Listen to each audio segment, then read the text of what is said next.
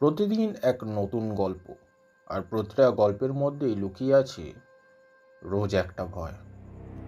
টর্চটা দ্রুত ঘরের চারপাশে ঘোরালাম। না, ঘরটা তো এখনো খালি, কিন্তু মেঝেতে একটা নতুন ভেজা ছাপ, লালচে বাদামি রঙের, ঠিক যেন রক্ত শুকিয়ে গেলে যেমন হয়। আর তার পাশে যেন কিসের আঁচড়ের দাগ। আমার মস্তিষ্ক আর নিতে পারছিল না। যদি ঘরটা খালি থাকে তাহলে শব্দগুলো আসছে কোথা থেকে, আর ওই ভেজা ছোপটা কিসের? পরের দিন সকালে সাহস করে আবার দরজা খুললাম।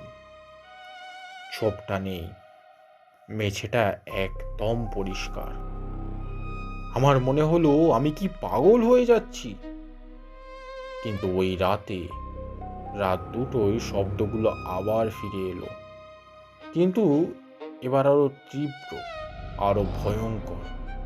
আর এবার আমি পরিষ্কার শুনতে পেলাম গোঙানির শব্দটা আমার নিজের গলার মতো লাগছে।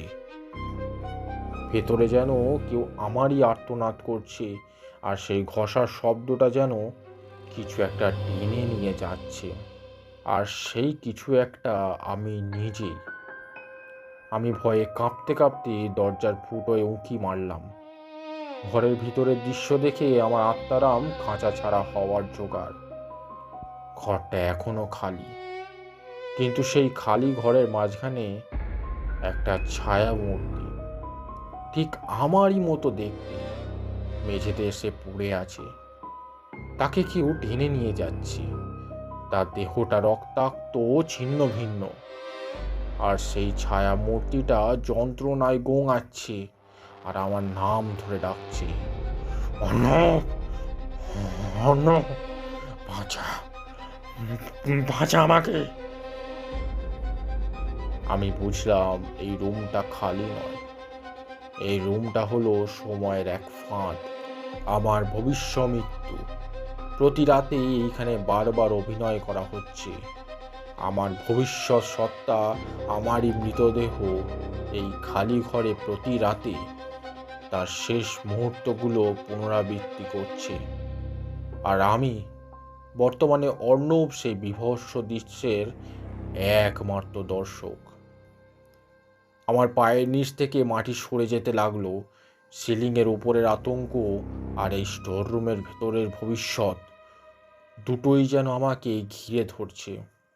আমি জানি একদিন আমি ওই খালি ঘরের মেঝেতে পড়ে থাকব, আর আমারই কোনো ভবিষ্য সংস্করণ আমার মৃত্যুকে দেখবে।